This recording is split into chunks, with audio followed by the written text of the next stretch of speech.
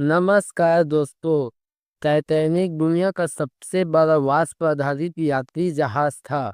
वह Southampton England से अपनी प्रथम यात्रा पर 10 अप्रैल 1912 को एक हिमशिल से टकराकर डूब गया, जिसमें 1517 लोगों की मृत्यु हो गई, जो इतिहास की सबसे बड़ी शांतिकाल समुद्री आपदाओं में से एक था।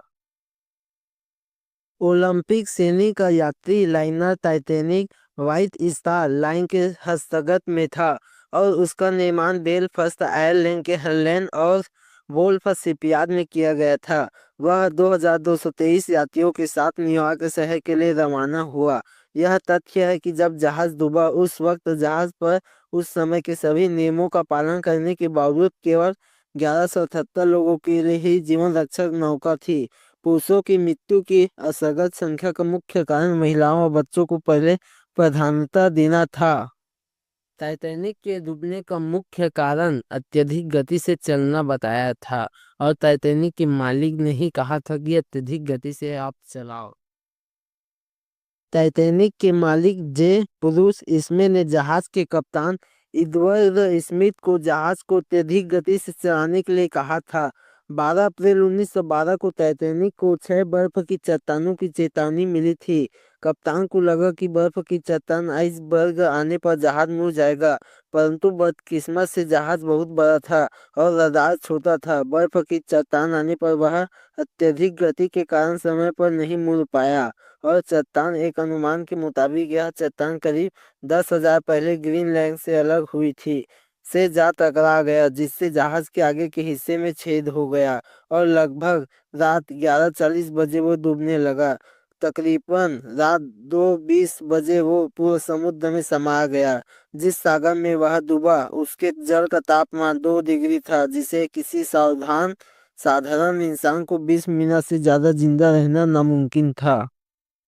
टाइटैनिक को उस समय के अनुभवी इंजीनियर के द्वारा तैयार किया गया था और उसका डिजाइन भी उन्हीं लोगों ने बनाया था, और उसके निर्माण में उस समय में उपलब्ध सबसे उन्नत तकनीक का इस्तेमाल किया गया था। यह कई लोगों के लिए एक बड़ा आघात था कि व्यापक सुरक्षा और सुविधाओं के बावजूद टाइटैनिक डूब गया। आवेश में आई मीडिया की ओर से टाइटैनिक के प्रसिद्ध आरोपी जहाज के डूबने का उपख्यापन, समुद्री कानून भंग और जहाज के मलबे की खोज ने लोगों की टाइटैनिक में रुचि जगाने में काफी योगदान दिया। टाइटैनिक का निर्माण बेलफास्ट आयरलैंड के हरलैंड और वोल्फास्ट के शिपयार्ड में किया गया और प्रतिबंधी काइनलाइन और लिस्टर और क्रैम्बर के एक प्रतिबंधित के रूप में डिजाइन किया गया था। इसके डिजाइनों में लॉर्ड प्री जो हरलैंड वुल्फ और व्हाइट स्टार के संचालक थे, नौसेना आर्की के थॉमसन एल्डर्स जो हरलैंड और वुल्फ के निर्माण प्रबंधक और डिजाइन विभाग के प्रमुख थे, एलेक्स कार्लसेट शिपयार्ड के प्रमुख रचयिता थे एवं जनरल मैनेजर शामिल थे। एक्सलेंडर कार्सलिस की जिम्मेदारी में साज सजावट उपकरण और सभी सामान्य व्यवस्था, जीवन रक्षक नौका को लटकाने यंत्र की डिजाइन जैसे कार्यों के समावेश होता था। वह जहाज पर नौका लटकाने का यंत्र बनाने वाली कंपनी वेल्म डेविड इंजीनियरिंग को लिमिटेड के धारक बन गए थे। आरएमसी टाइटैनिक का निर्माण 31 मार्च 1909 को अमेरिका के जेपी मॉर्गन और इंटरनेशनल मैककर्नी मार्नी की लागत से शुरू हुई। टाइटैनिक की पतवार 31 मई 1911 को जलावतरण किया गया और उसके अगले वर्ष की यात्रा की तैयारी की जाने लगी। टाइटैनिक की कुल लंबाई 882 फीट 9 इंच 269 1 मीटर, ढलवे की चौड़ाई 92 फीट 28 मीटर, भार 46 328 टन, जीआरटी और पानी स्तर से डेक तक की ऊंचाई 69 फीट 18 मीटर थी। जहाज दो पारंपरिक जुड़े हुए 4 सिलेंडर थे और एक कम दबाव जो प्रोपेलर घुमाते थे से सज्जित था। टाइटैनिक में 29 बोलर थे जो 159 कोयला संचालित भट्टियों से जुड़े हुए थे। जहाजों को 23 समुद्री मील 43 किलोमीटर 46 किलोमीटर शीर्ष गति प्रदान करते थे। 42 फीट 19 मीटर की ऊंचाई की 4 में से केवल 3 ही फन्नल का इमारत थी। चौथी फन्नल जो वेलिडेशन के प्रयोजन हेतु इस्तेमाल की जाती थी, वह जहाज को अत्यधिक प्रभावशाली रूप देने के लिए लगाई गई थी। जहाज की कुल क्षमता यात्रियों और चालक दल के साथ 3549 थी। रूपरेखा टाइटैनिक ने अपने विलासिता और बहुतायत में अपने सभी प्रतिद्वंदियों को पीछे छोड़ दिया। प्रथम श्रेणी के खंड पर स्विमिंग पूल, एक व्यायामशाला और एक फ्लैश कोर्ट, तुर्की स्नानगृह, इलेक्ट्रिक स्नानगृह और एक कैफे का बरामद था। प्रथम श्रेणी के कमरों में अलंकृत लकड़ी तख्तों, महंगे फर्नीचर, अन्य सजावट से सजाया गया था।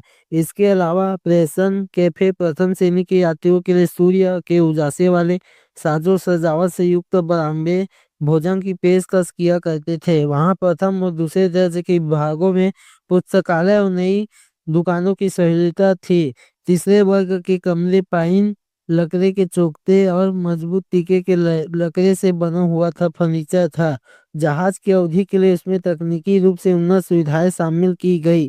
टाइटैनिक के प्रथम श्रेणी के खंडों में बिजली से चलने वाली 3 लिफ्ट और दूसरे वर्ग के खंड में एक लिफ्ट मौजूद थी। उसे विकसित बिजली प्रणाली की सुविधा भी थी, जो भाप संचालित जनरेटर से युक्त थी और जहाज में फैले हुए बिजली के तार लाइटों में रोशनी दो शक्तिशाली 1500 वाट के मार्कोनी रेडियो को बिजली पहुंचाते थे, जिसकी मदद से अलग अलग पाली में काम रहे ऑपरेटर यात्रियों को संदेश प्रसारण अन्य जहाजों के निरंतर संपर्क रख पाते थे। प्रथम श्रेणी के यात्रियों ने ऐसी सुविधाओं के लिए भारी भरकम शुल्क का भुगतान किया था। उसमें सबसे महंगे एक तरफी ट्रांस अंटार्कटिका प्रवाहित प्रवास के लिए 4350 अमेरिकी डॉलर का भुगतान किया था, जिसकी आज की तुलना में कीमत 95,860 अमेरिका डॉलर से भी ज्यादा होती है। वह दुनिया का सबसे बड़ा जहाज था। हताहत व जीवित बचे लोग। कई कारणों में डूबने की घटनाओं में हताहत लोगों की संख्या स्पष्ट नहीं है। यहाँ तक कि यात्री सूची में भी लोगों में भ्रम है, जिसमें उन लोगों के नाम भी शामिल थे जिन्होंने अंतिम समय में अपनी यात्रा रद्द कर दी, और तथ्य कि कई यात्रियों ने विभिन्न कारणों से 6 नामों से यात्रा की थी और हताहत सूची में उनके नामों 2 बार दर्ज किए गए। 256 मृतकों की संख्या 1490 से 1635 के बीच बताई गई और 257 नीचे दिए आंकड़ों से ब्रिटिश बोर्ड ऑफ ट्रेड की आपदा में रिपोर्ट लिए गए थे। टाइटैनिक में सवार लोगों में से 1/3 से भी कम लोग इस आपदा में जीवित बच पाए और कुछ बचे हुए लोग भी कुछ समय बाद मर गए। काथोपिया पर लगाए गए कई लोगों की मौत चोटों और ठंड के प्रभाव के कारण हुई। 259 तालिका में दर्शाए गए समूहों में से 49% बच्चे, 26% महिला यात्री, 82% पुरुष यात्री, 78% चालक दल के सदस्य मारे गए। ये आंकड़ों पुरुषों और महिलाओं के बीच और टाइटैनिक पर सवार विभिन्न वर्गों के बीच है, विशेष रूप से महिलाओं और बच्चों के बीच जीवित रहने की दरों में स्पष्ट अंतर दर्शाते हैं। हालांकि प्रथम और द्वितीय श्रेणी की महिलाओं संयुक्त रूप से 10% से भी कम की मृत्यु हुई है। तृतीय श्रेणी की 54% महिलाओं की मृत्यु हो गई। इसी तरह प्रथम श्रेणी के 6 में से 5, द्वितीय श्रेणी के सभी बच्चे जीवित बच गए, लेकिन तृतीय में 52 बच्चे मारे गए। प्रथम श्रेणी में मरने वालों की एकमात्र बच्ची 2 साल की लॉरेन एलिसन थी। अनुपातिक रूप से सबसे भारी नुकसान द्वितीय श्रेणी के पुरुष को हुआ, जिनमें 92% की मृत्यु हो गई। जहाज पर लाए गए पालतू जानवरों में से 3 डूबने से बच गए।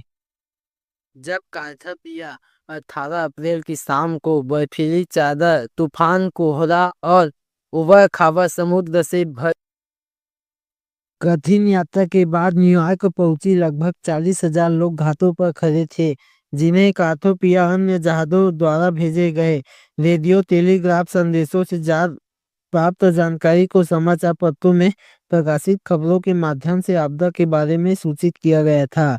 हालांकि कार्थोपिया में घाट पर रुकने के बजाय इसे अनदेखा कर दिया और व्हाइट स्टार लाइन के घाट पियर 59 की ओर बढ़ गई।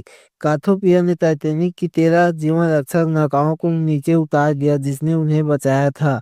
टाइटैनिक के डूबने के 3 दिन बाद कार्थोपिया के 54 पर पहुंचने के बाद ही आपदा को पूरी भयावहता सार्वजनिक हुई। काथापिया के न्यूयॉर्क पहुंचने से पहले ही मृतकों को निकालने का प्रयास शुरू हो गया था। व्हाइट स्टार लाइन द्वारा किराए पर लिए गए 4 जहाजों ने 328 को निकालने में सफलता प्राप्त की। 119 को समुद्र में ही दफन दिया गया जबकि शेष 209 को कनाडा के हेलिफैक्स नोवा स्कोटिया बंदरगाह पर लाया गया जहां उनमें से 150 को दफनाया गया। New York, Washington, Southampton, Liverpool, Belfast और लिचफील्ड सहित विभिन्न स्थानों पर स्मारक बनाए गए और मृतकों की याद में तथा जीवित बचे लोगों की सहायता के लिए धन जुटाने हेतु अंटार्कटिका के दोनों किनारों पर समारोह आयोजित किया गया। टाइटैनिक के अधिकांश पीड़ित को शव के कभी बरामद नहीं हुए। उनकी मृत्यु का एकमात्र प्रमाण 73 वर्ष बाद समुद्र तल पर मलबे के बीच मिला। जूतों के जोड़े अलग बगल पड़े थे जहां कभी शव पड़े थे अतः सड़ गए थे।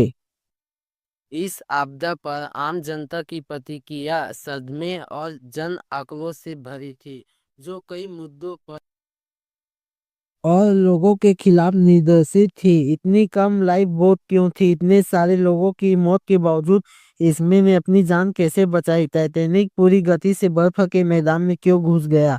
यह आक्रोश मुख्य रूप से स्वयं बचे लोगों द्वारा भी प्रेरित था। कार्थोपिया पर सवार होकर न्यूयॉर्क जाते समय भी बिस्ली और अन्य बच्चे लोगों ने भविष्य में समुद्री यात्रा की सुरक्षा के लिए जनमत को लगाने का निश्चय किया और समुद्री सुरक्षा कानूनों में बदलाव का आग्रह करते हुए द टाइम्स को एक सार्वजनिक पत्र लिखा। टाइटैनिक से घनिष्ठ रूप से जुड़े कई स्थानों पर शोक का गहरा माहौल था और सबसे अधिक नुकसान साउथहैम्पटन में हुआ था जो 699 चालक दलों के सदस्यों का गृह बंदरगाह था और कई यात्रियों का घर भी था। चालक दल के सदस्यों की पत्नियां, बहनों और माताओं सहित रोती हुई महिलाओं की भीड़ अपने प्रियजनों की खबर जानने के लिए साउथहैम्पटन में वाइट स्टार कार्यालयों के बाहर जमा हो गए। उनके लापता प्रियजनों में से अधिकांश साउथहैम्पटन के उन 549 निवासियों में शामिल थे जो इस दुर्घटना में मारे गए। बेलफास्ट में चर्च खचाखच भरे हुए थे और शिपयार्ड के कर्मचारी सड़क पर रो रहे थे। यहाँ जहाज बेलफास्ट की औद्योगिक उपलब्धियों का प्रतीक था, न केवल सुख बल्कि अपराध बोध का भी भाव था क्योंकि टाइटैनिक का निर्माण करने वालों को यह महसूस होने लगा था कि वे किसी न किसी तरह से इसके विनाश के लिए जिम्मेदार थे। लिवरपूल में व्हाइट स्टार के मुख्यालय के बाहर कंपनियों के प्रतिनिधियों को जनता के इतने गुस्से का सामना करना पड़ा कि उन्हें कंपनी मुख्यालय की बालकनी से हताहत की सूची की घोषणा करने के लिए मजबूर होना पड़ा। सार्वजनिक जांच और कानून टाइटैनिक के डूबने की एक सांस्कृतिक घटना बन गई जिसे डूबने के तुरंत बाद से लेकर आज तक कलाकार, फिल्म निर्माता, लेखकों, संगीतकारों, नाटकों और कलाकारों द्वारा मनाया जाता है। 1 सितंबर 1985 को रॉबर्ट बेलार्ड के नेतृत्व में एक संयुक्त अमेरिकी फ्रांसीसी अभियान ने टाइटैनिक का मलबा खोजा और जहाज की पुनः खोज ने टाइटैनिक की कहानी में रुचि का विस्फोट कर दिया। मलबे को फिल्माने और विस्तार रूप से मलबे के क्षेत्र में वस्तुओं को निकालने के लिए कई अभियान शुरू किए गए। बरामद कलाकृतियों की पहली बड़ी प्रदर्शनी 1994-95 में लंदन के समुद्री संग्रहालय में आयोजित की गई थी। इस आपदा में कई फिल्मों को प्रेरित किया। 1997 में जेम्स कैमरन की फिल्म टाइटैनिक बॉक्स ऑफिस पर $1 बिलियन कमाने वाली पहली फिल्म बन गई। बेन हुर 1959 के बाद सर्वश्रेष्ठ फिल्म सहित 11 अकादमी पुरस्कार जीतने वाली दूसरी फिल्म बनी और फिल्म का साउंड ट्रैक अब तक सबसे अधिक बिकने वाला साउंड ट्रैक रिकॉर्डिंग बन गया। जहाज का मलबा लगातार छिन्न होता जा रहा है। अनुमानित प्रतिदिन 0.51 टन धातु ऑक्साइड में परिवर्तित होती जा रही है। अगर यह वीडियो अच्छी लगी होगी तो लाइक, सब्सक्राइब और शेयर करना ना भूलना। सभी सतहों पर प्रतिदिन 1 इंच के 10,000 हिस्से की दर मानते हुए अतः टाइटैनिक की संरचना ढह जाएगी और वह समुद्र तल पर जंग के एक धातु कैप्सन, कपास और टेलीमीटर के साथ मिल जाएंगे, जिससे वह मलबा लगातार उसमें मिलता रहेगा। अगर वीडियो अच्छी लगी होगी तो हमारे चैनल को लाइक, सब्सक्राइब, शेयर करना ना भूलना।